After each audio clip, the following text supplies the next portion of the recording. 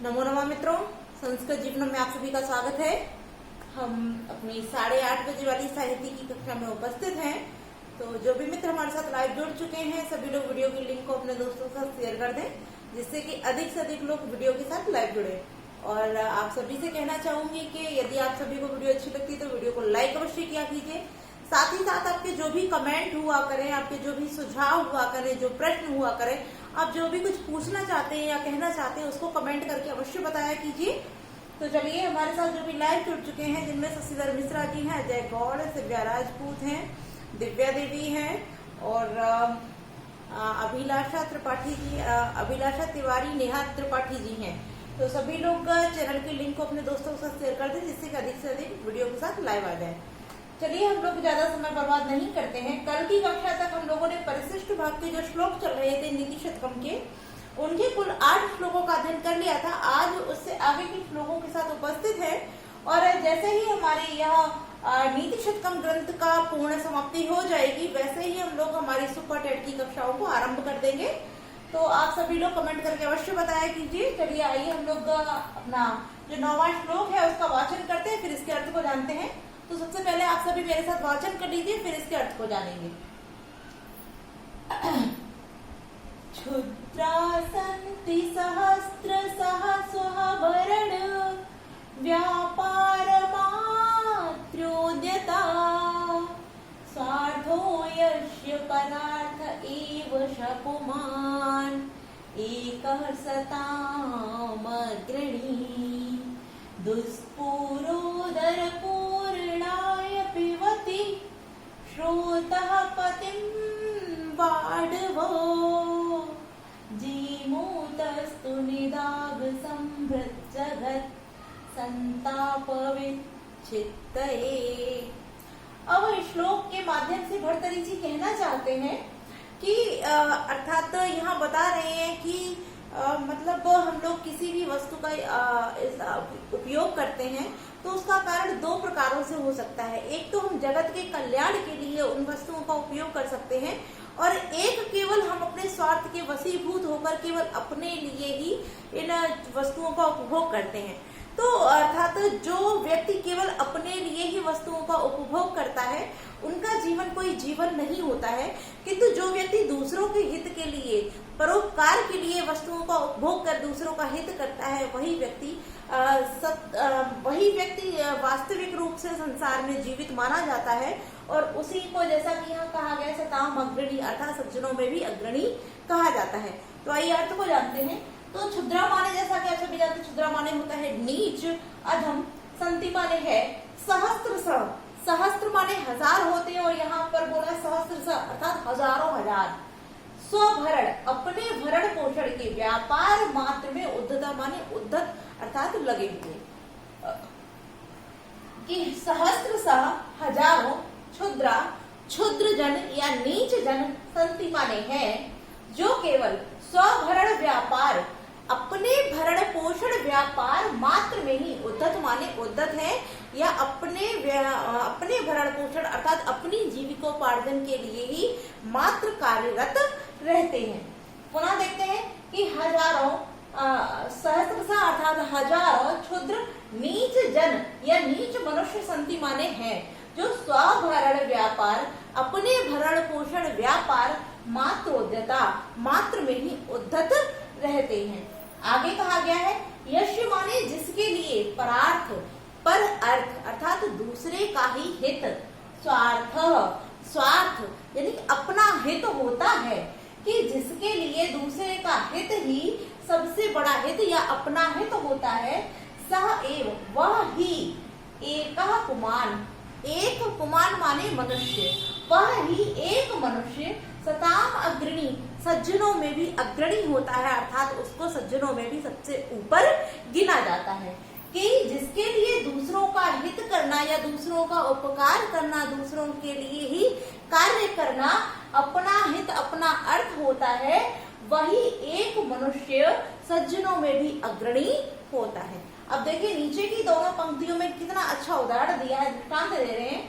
ऊपर वाली पंक्ति का उदाहरण इस ऊपर वाली पंक्ति में और नीचे वाली पंक्ति का उदाहरण नीचे वाली पंक्ति में देते हुए भर्तृहरि जी कह रहे हैं कि दुष्पूर्व दुष्पूर अर्थात जो दुष माने कठिनता से, पूरा माने भरा जाने वाला, कि जो कठिनता से भरा जा सके, ऐसे उदर, उदर कहते हैं पेट को, पूर्णाय माने भरने के लिए, कि जो कठिनता से भरा जा सके ऐसे उदर को भरने के लिए वाडवो, अब ये वाडवो वाडवा नल अर्थात जो अग्नि में लगने वाला जो समुद्र में लगने वाली अग्नि होती है उसको हम कहते हैं वड़वा नल।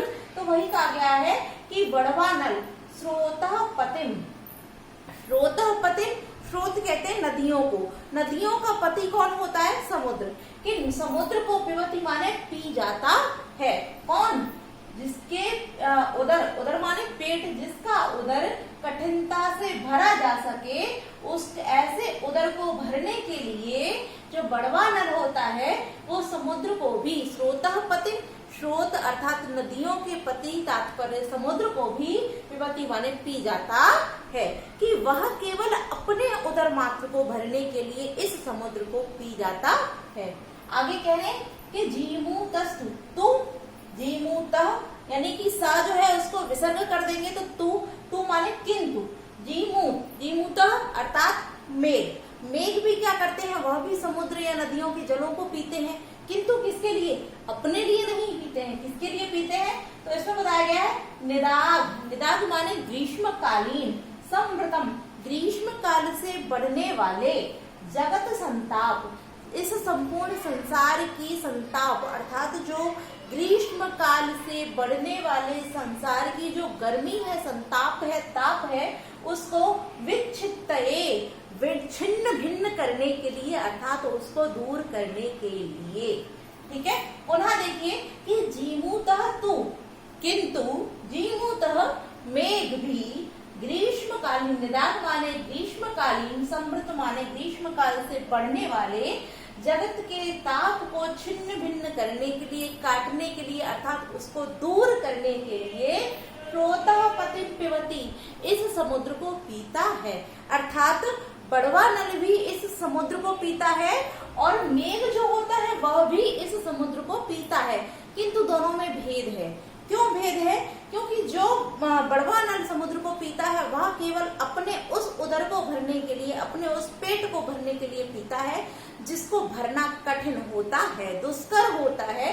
ऐसे दुष्ट पेट को भरने के लिए बड़वा नल नदियों के पति अर्थात समुद्र का जल या समुद्र को पीता है, किंतु जो मेघ समुद्र को पीता है वह ग्रीष्म काल में बढ़ने वाली जो संसार के ताप होते हैं, गर्मी होती है, उस गर्मी को दूर करने के लिए मेघ इस जल को पीता है। और जब आपने देखा हो गर्मी अधिक बढ़ जाती है तो यह मेघ उस जल को, जिस जल को उसने ग्रहण किया है समुद्र से, उसको बरसा करके समुद्र संसार की जो मेघ होता है वह संसार की गर्मी को दूर करता है। ठीक है, तो अर्थ समझ में आ गया हो। पुनः देख लेते हैं कि अपने भरण पोषण व्यापार मात्र में लगे हुए हजारों नीच जन होते हैं और जिसके लिए दूसरों का हित ही सर्वोपरि है, वही एक मनुष्य सज्जनों में भी अग्रणी होता है। जिस प्रकार से कठिनता से भरने वाले उदर को भरने के लिए बड़वा नल समुद्र को पीता है, उसी किंतु मेघ ग्रीष्म काल से बड़े हुए जगत के संताप को दूर करने के लिए इसी समुद्र को पीता है। ठीक है, अर्थ स्पष्ट हो गया। अब हम आइए प्रश्न देख लेते हैं। यहाँ से प्रश्न किस प्रकार बन सकते हैं? तो सबसे पहले प्रश्न हमारा यही बन जाता है प्रथम पंक्ति से कि अपने भरण पोषण मात्र में कौन लगा रहता है? तो सहस्त्रशः क्षुद्र अर्थात हजारों जो क्षुद्र नीच जन होते हैं वह लोग केवल अपने भरण पोषण व्यापार मात्र में उद्यत होते हैं। अगला प्रश्न यह बन जाता है कि दूसरों के हित को ही अपना हित समझने वाला जो मनुष्य होता है वह कैसा होता है? तो सताम अग्रणी, वह सज्जनों में भी अग्रणी होता है। तो दूसरा अगला प्रश्न बनता है हमारा कि कठिनता से उदर को भरने के लिए, कठिनता से जिसका उदर भर सकता है ऐसे उदर को भरने के लिए बड़वा नल जो होता है वो किसको पी जाता है? तो वह समुद्र को पी जाता है। और यदि पूछा जाए कि जो मेघ होता है वह किस कारण से समुद्र को पीता है, तब क्या हो जाएगा? निदाग समृद्ध जगत संतापा विच्छित्तये, ठीक है, अर्थात ग्रीष्म काल में बड़े हुए जगत के संताप को दूर करने के लिए ही मेघ समुद्र को पीता है। ठीक है, इस प्रकार से यहाँ हमारे 4 ही प्रश्न बन सकते हैं, अन्य प्रश्न नहीं बन सकते हैं। तो आइए अब देखते हैं इसकी व्याकरणिक टिप्पणियों को। तो जैसा कि वाचन से ही छंद तो ज्ञात हो गया होगा कि आज हमारे जितने तीनों जो श्लोक हैं, ये तीनों ही श्लोक हमारे शार्दूल विक्रीडित छंद में ही है। तो ये व्याकरणिक टिप्पणियां देख लेते हैं। तो सबसे पहले यहाँ हमारा जो लिखा हुआ है सहस्त्र सह, तो इसको देखते हैं। शब्द होता है सहस्त्र, सहस्त्र माने होता है हजारों। तो सहस्त्र के साथ जब हम सस प्रत्यय का विधान करते हैं तो हमारा सहस्त्र सह शब्द बन जाता है। और एक महत्वपूर्ण बात अवश्य बता दें कि जो सस प्रत्यय से बनने वाले शब्द हमारे जितने भी होते हैं वह सभी अव्यय पद हो जाते हैं। ठीक है, तो आप लोग इसको भी ध्यान रखेंगे कि जब सहस्त्र के साथ सस अर्थात सहस्त्र सह नहीं, सस प्रत्यय से बनने वाले जितने भी शब्द होते हैं वो सभी अव्यय पद हो जाते हैं। ठीक है, आगे देखते हैं। अगला जो हमारा है स्वभरण, तो स्वस्य भरण, स्वभरण षष्ठी तत्पुरुष समास हो जाएगा। और यदि हम पूरा लेते हैं स्वभरण व्यापार, तो स्वभरण से व्यापार तभी हमारा षष्ठी तत्पुरुष हो जाता है। किंतु यदि हम पूरा शब्द लेते हैं स्वभरण व्यापार मात्रोदता, तब स्वभरण व्यापार मात्र में लगे हुए, तब यहाँ सप्तमी तत्पुरुष समास हमारा हो जाएगा। क्लियर, आगे देखते हैं। यहाँ पर चलिए संधि भी देख लेते हैं। जैसे कि यहाँ लिखा हुआ है मात्र उद्योतता, मात्र उद्धता, तो आज गुण सूत्र से यहाँ पर गुण संधि हमारी हो जाती है। आगे स्वार्थ, यस्य परार्थ, यस्य में षष्ठी आपको दिख ही रही है। और स्वार्थ और परार्थ जो शब्द है यहाँ पर भी षष्ठी तत्पुरुष समास हो जाएगा। स्वस्य अर्थ स्वार्थ षष्ठी तत्पुरुष समास, परस्य अर्थ परार्थ षष्ठी तत्पुरुष समास। ठीक है, पुमान धन एक, पुमान एक, फिर सताम अग्रणी, इसमें कुछ भी नहीं है। फिर देखते हैं यहाँ पर दुष्पूरो, अगर हम केवल दुष्पूरो शब्द लेते हैं, दुष्पूरः, पहले चलिए इसकी निष्पत्ति देख लें दुष्पूरः की। तो इसमें दुष् उपसर्ग है, उसके बाद हमारी पूर्व धातु के साथ खल प्रत्यय के विधान से हमारा दुष्पूर शब्द बनता है। और दुष्पूर उदर यहाँ तक ले लेंगे तो दुष्पूर उदर अर्थात दुष्पूरोदरस्य उदरः, दुष्पूरः उदरः, तो हमारा यहाँ कर्मधारय समास हो जाएगा। और यदि पूरा ले लेंगे यहाँ तक दुष्पूरोदर पूर्णाय, तो पूर्णदरस्य पूर्णाय, तब यहाँ पर पूर्ण शब्द अर्थात तब यहाँ षष्ठी तत्पुरुष समास हमारा हो जाएगा। श्रोतः पतिम बाढ़ो जीमूतस्तु, यहाँ संधि की बात करते हैं जीमूतस्तु, तो जीमूतः धन अस्तु, जीमूतः सा को विसर्ग हो जाएगा, तो विसर्ग संधि हो गई है। और आगे लिखा हुआ निदाग संभ्रतम, संभ्रत, तो यहाँ पर हमारा निदाग संभ्रत में तृतीय तत्पुरुष समास हो जाएगा। निदागेन संभ्रत तृतीय तत्पुरुष समास। और यदि आगे बढ़ा के लेते हैं हम जगत तक, निदाग संभ्रत जगत, तब हमारा यहाँ पर कर्मधारय समास हो जाता है। ठीक है, और जब यहाँ तक ले लेंगे हम षष्ठी, यहाँ पर निदाग संभ्रत जगत संतापा, तो ग्रीष्म काल के कारण बढ़े हुए जगत का संताप या जगत के संताप। ठीक है, तब यहाँ पर हमारा षष्ठी तत्पुरुष समास हो जाता है। ठीक है, इस प्रकार से यह जो श्लोक है इसकी व्याकरणिक टिप्पणियां हो जाती हैं। और जैसा कि छंद की चर्चा हम लोगों ने करी ही ली है, इन तीनों ही श्लोक में हमारे शार्दूल विक्रीडित छंद है। तो अधिक समय नहीं लेंगे, आगे श्लोक में बढ़ते हैं। अगला श्लोक देखते हैं, 10वां श्लोक। पहले वाचन करते हैं, फिर अर्थ जानेंगे। आप सभी मेरे साथ दोहरा लीजिए। किं कूर्मस्य भर्व्यथा न वपुषे क्षमां न क्षिप्तैषयत्, किं वा नास्ति परिश्रमो दिनपते तास्ते नयन्निश्चलः, किं त्वङ्गीकृतमुत्सृजन स्वमनसा श्लाघ्यो जनो लज्जते, निर्वाह प्रतिपन्न वस्तु सुसुदाम् एतद्गोत्रव्रतम्। तो इस श्लोक में भर्तृहरि जी कह रहे हैं कि जो अर्थात जो ऐसे व्यक्ति, जो सज्जन व्यक्ति होते हैं या जो प्रशंसनीय व्यक्ति होते हैं, वह जिस कार्य को स्वीकार कर लेते हैं, अर्थात जिस कार्य को करना अंगीकृत कर लेते हैं, वह उस कार्य को, चाहे उस कार्य की पूर्ति में उनके ऊपर कितनी भी आपत्तियां क्यों ना आए, उन्हें कितने ही दुख क्यों ना सहन करने पड़े, किंतु फिर भी वह अपने उस कर्म का त्याग नहीं करते हैं। तो आइए अर्थ देखते हैं कि माने क्या। पूर्वश, पूर्व अर्थात कछुआ, पूर्व माने होता है कछुआ, कि कछुए का, बपुषी माने शरीर, क्या कछुए का शरीर भर व्यथा, अर्थात जो उसके ऊपर पृथ्वी रखी होती है उस पृथ्वी के भार से, व्यथा माने व्यथित, ना माने नहीं, क्या कछुए का शरीर भार से व्यथित नहीं होता है। आगे कहते हैं कि क्षमा माने पृथ्वी को, क्षिप्य येष यत, यत माने जो, क्षमा माने पृथ्वी को, ना माने नहीं, क्षिप्त येषः, क्षिप्त येषः माने फेंक देता है, कि जो कछुआ है उसका जो शरीर है, क्या, किम माने क्या, वह भार से व्यथित नहीं होता है, जो कि वह पृथ्वी को फेंकता नहीं है। अर्थात जैसा कि हम सभी जानते हैं कि कछुए की, ऐसा माना जाता है, हमारे पुराणों इत्यादि में लिखा हुआ है कि जो कछुआ है उसकी पीठ पर यह संपूर्ण पृथ्वी रखी हुई है।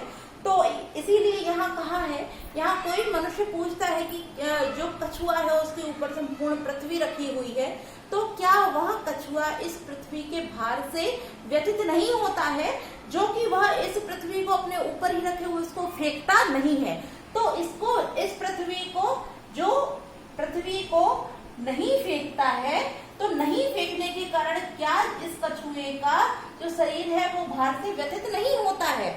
तो अगर देखा जाए तो भार से व्यथित होता है, किंतु फिर भी वह इस पृथ्वी को अपनी पीठ से नहीं फेंकता। आगे कहते हैं किम माने क्या, वा माने अथवा, वा अथवा, अथवा क्या, दिनपते, दिनपते, दिनश्यपति, दिनपते अर्थात सूर्य, के सूर्य परिश्रम, परिश्रम अर्थात मेहनत के कारण थकते नास्ति, नहीं है, क्या सूर्य परिश्रम से थकते नहीं है। यत माने, जब हम इसको संधि विच्छेद करें, यत धन निश्चल हो जाएगा, यत माने जो, निश्चल, निश्चल रूप से, न आस्ते आराम नहीं करते हैं, कि क्या सूर्य भी परिश्रम से थकते नहीं है, जो निश्चल रूप से आस्ते न आराम नहीं करते हैं। आगे कहते हैं किंतु अंगीकृतम, कृतम धन उत्सृजन, उत्सृजत स्वमनसा, जब हम संधि विच्छेद करेंगे तो हो जाएगा किंतु धन अंगीकृतम धन उत्सृजत धन स्वमनसा। ठीक है, तो किंतु अंगीकृत माने स्वीकार की गई वस्तु या कार्य को, उत्सृजत माने त्यागने में, स्वमनसा अपने मन में, श्लाघ्य जना प्रशंसनीय लोग, लज्जते माने लज्जित होते हैं। अब देखते हैं अर्थ को। यहाँ कह रहे हैं किंतु जो प्रशंसनीय जन होते हैं, जो प्रशंसा के योग्य मनुष्य होते हैं, ऐसे मनुष्य स्वीकार की गई वस्तु या कार्य को त्यागते समय अपने मन में ही लज्जित होते हैं। अर्थात उन्होंने जिस कार्य को करना स्वीकार कर लिया है वह उस कार्य को करते ही हैं, उसको त्यागते नहीं हैं, क्योंकि जब वो उस कार्य को त्यागेंगे तो वह अपने मन में ही लज्जित होते हैं, इस कारण वह अपने उस कार्य को त्यागते नहीं हैं। क्यों नहीं त्यागते हैं? क्योंकि स्वीकार किए गए कार्य को छोड़ते समय जो प्रशंसनीय मनुष्य होते हैं वह अपने मन में ही लज्जित हो जाते हैं। ठीक है, आगे कह रहे हैं कि सताम माने सज्जन व्यक्ति प्रतिपन्न वस्तुसु अर्थात स्वीकार किए गए कार्य का निर्वाह करने में, एतद माने यही इनका निर्वाह करते हैं, एतद माने यही गोत्र व्रतम, यही इनका कुल का व्रतम माने कुल व्रत होता है। कि जो सज्जन व्यक्ति होते हैं वह स्वीकार किए गए कार्य का पूर्णतः निर्वाह करते हैं, यही इनका कुल का व्रत है। अर्थात ऐसा ही इनका कुल व्रत है कि जो सज्जन व्यक्ति होते हैं या जिस कार्य को स्वीकार कर लेते हैं, प्रतिपन्न वस्तुसु जिस कार्य को स्वीकार कर लेते हैं उसका निर्वहन करना ही एतद गोत्र व्रतम, यही इनके कुल का व्रत होता है। ठीक है, अर्थ स्पष्ट हो गया। पुनः देख लेते हैं। यहाँ पूछा जा रहा है कि क्या कछुए का शरीर भार से व्यथित नहीं होता है, जो यह पृथ्वी को नहीं फेंकता है। तो अर्थात व्यथित तो होता है, किंतु वह प्रशंसनीय है, सज्जन है, इसलिए अपने कार्य का निर्वहन करता है, उसको त्यागता नहीं है। इसी प्रकार कहा गया है, अथवा क्या सूर्य परिश्रम से थकता नहीं है, जो यह निश्चल रूप से आराम नहीं करता है।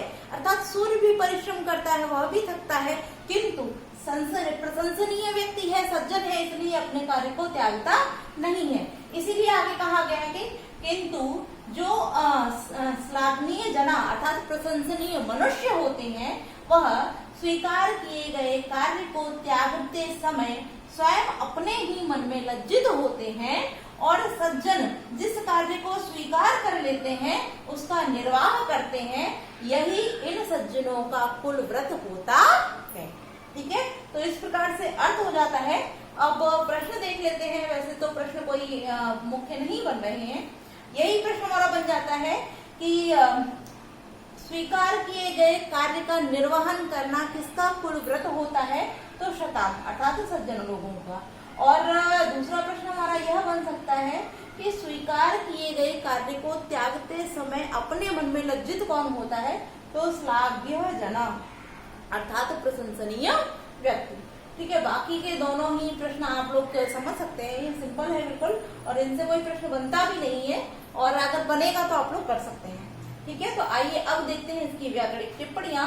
तो सबसे पहले यहाँ पूर्वमश्य आप देख ही रहे हैं, पूर्वमश्य में षष्ठी व्यक्ति है। भर व्यथा शब्द की बात करें तो भरश्य व्यथा और भर व्यथा षष्ठी तत्पुरुष समास हो जाएगा, वपुषी में भी हमारा सप्तमी व्यक्ति है। और आगे देखते हैं, यहाँ कुछ है नहीं, यद में है नहीं, न धन अस्ति नास्ति, दीर्घ स्वर संधि हो जाएगी, परिश्रम दिन पते, तो दिनश्य पते दिन पते अभी हम लोगों ने डिस्कस कर ही लिया था, षष्ठी तत्पुरुष समास हो जाता है। और दिन पते धन आस्ते, यहाँ पर विसर्ग संधि हो जाएगी। यत धन निश्चल यन निश्चल, यहाँ पर हमारी हो जाएगी यत धन निश्चल यन निश्चल पर सवर्ण संधि, यहाँ हमारी पर सवर्ण संधि हो जाएगी। अब यहाँ संधि आप लोग अवश्य देख लीजिए, किंतु धन अंगी, किंतु अंगी जो है कोई अड़क सूत्र से यड़ संधि हो जाएगा। अंगीकृतम धन उत्सृजन मोहन स्वर से अनुस्वार संधि हो गई, उत्सृजत धन स्वमनसा। ठीक है, तो श्लाघ्य जना। अब यहाँ हमारा श्लाघ्य शब्द जो है इसको देख लेते हैं। इसमें श्लाघ धातु के साथ, श्लाघ धातु है, और श्लाघ धातु के साथ जब मण्यत प्रत्यय का विधान करते हैं तो हमारा यहाँ श्लाघ्य बनता है। और उत्सृजन, यहाँ बीच में हमारा लिखा हुआ उत्सृजन, तो उत्सृजन को भी देख लेते हैं। उत्सृजन में उद उपसर्ग है, सृज धातु है, और सृज धातु के साथ जब लट लकार में क्षत्रिय प्रत्यय का विधान करते हैं, क्षत्रिय प्रत्यय पहले लिख देते हैं, यहाँ पर भी क्षत्रिय प्रत्यय का विधान करते हैं लट लकार में, तो हमारा उत्सृजत शब्द निष्पन्न हो जाता है। ठीक है, अब हमारा जो अंतिम यहाँ शब्द बचा हुआ है प्रतिपन्ना और निर्वाह, इसको भी देख लेते हैं। तो यदि निर्वाह शब्द की बात करें तो इसमें निरुपसर्ग है, वह धातु है, और इसके साथ में घाय प्रत्यय के विधान से निर्वाह शब्द हमारा निष्पन्न हो जाता है। और प्रतिपन्न की बात करें तो प्रतिउपसर्ग है, पद धातु है, और कित प्रत्यय है। ठीक है, तो कित प्रत्यय के विधान से यहाँ हमारा प्रतिपन्न शब्द निष्पन्न हो जाता है। अब यहाँ इसमें छंद की भी बात कर लेते हैं। यदि पूछा जाए कि प्रतिपन्न वस्तु शब्द में छंद कौन सा है, तो यहाँ कर्मधारय सॉरी छंद नहीं समास कौन सा है, तो यहाँ प्रतिपन्न वस्तु शब्द में हमारा कर्मधारय समास हो जाता है। ठीक है, और सताम धन एतत्, तो इस प्रकार से यहाँ पर भी अनुस्वार संधि हो जाएगी। ठीक है, तो अब बढ़ते हमारे 11वें श्लोक की ओर। आइए इसका वाचन करते हैं, फिर अर्थ को जानते हैं। तो आप सभी मेरे साथ दोहरा लीजिए पहले, फिर अर्थ देखेंगे। शोणु सच्चरितः सती प्रियतमा स्वामी प्रसादोन्मुख स्निग्धं मित्रं वंचकः परिजनो निष्क्लेशलेशं मनः आकारो रुचिरः स्थिरश्च विभवो विद्यावतातं मुखं तुष्टे विष्टपहारिणीष्टहरो संप्राप्यते देहिनः।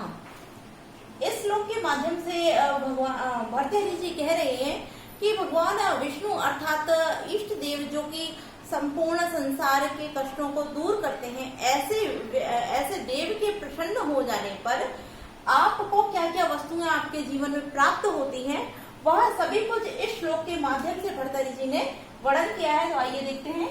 यहाँ सबसे पहले लिखा हो सूनु। सूनु माने होता है पुत्र।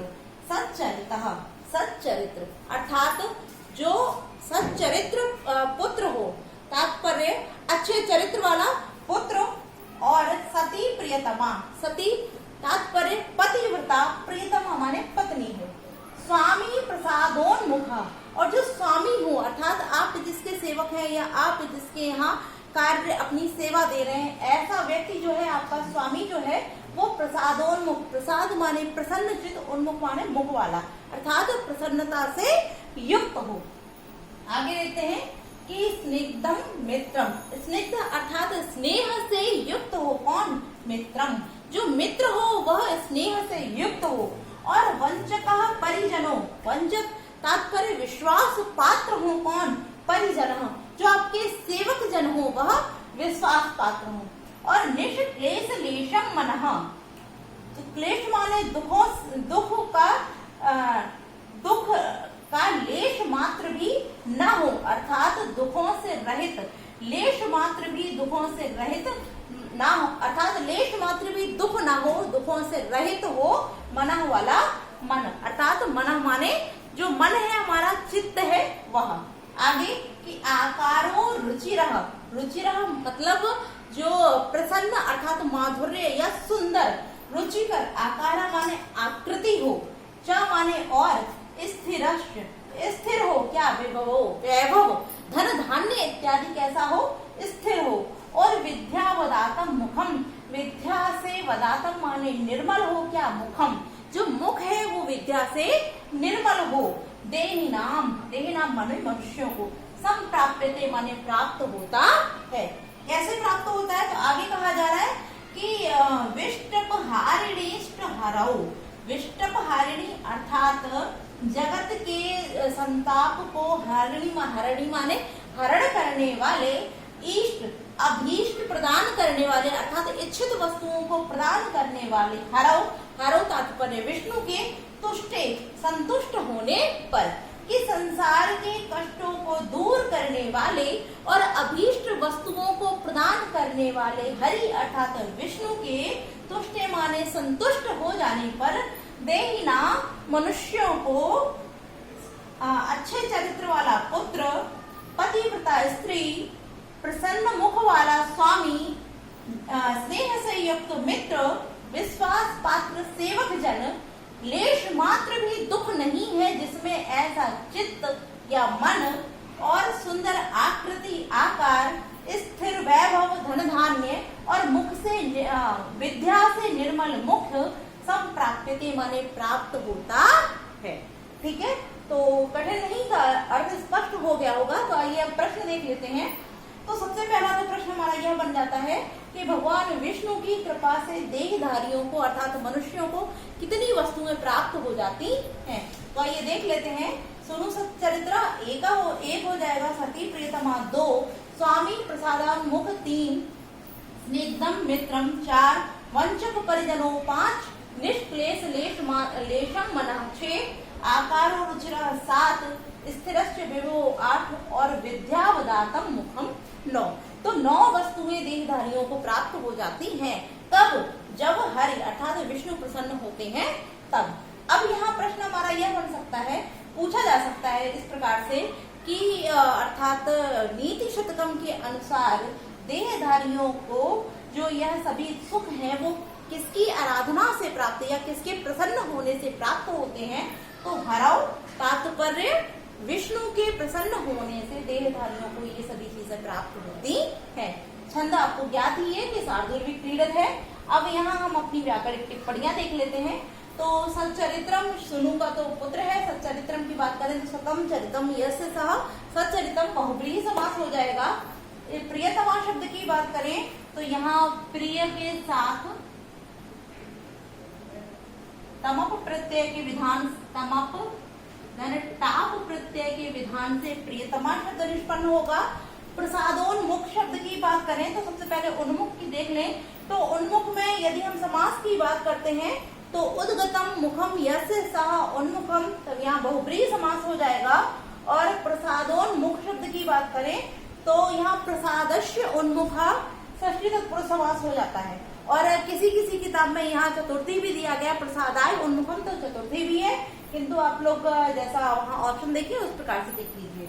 आगे देखते हैं स्निग्धम, तो स्नेह के साथ कित प्रत्यय के विधान से स्निग्ध हो जाएगा। मित्रम धन अवंचका, अवंचका शब्द अर्थात नावंचका अवंचका, तब यहाँ पर नए तत्पुरुष समास हमारा हो जाता है।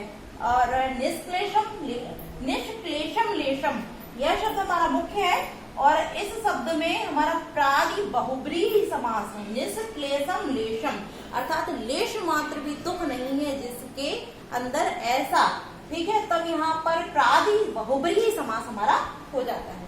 ठीक है, अब यहाँ आकार शब्द की बात करें तो इसमें आ धन क्री धन घय धातु, घय प्रत्यय के विधान से आकारा शब्द हो जाएगा। और विद्यावदातम शब्द की बात करें तो विद्या वदातम, तब यहाँ तृतीय तत्पुरुष समास हमारा हो जाता है। और बाकी का यहाँ ईष्ट हरव शब्द की बात करते हैं तो यहाँ कर्मधारय समास हो जाएगा। और देहिना पहले हम पढ़ भी चुके हैं, देह धन इन प्रत्यय के विधान से यहाँ देहिना शब्द हमारा निष्पन्न हो जाता है।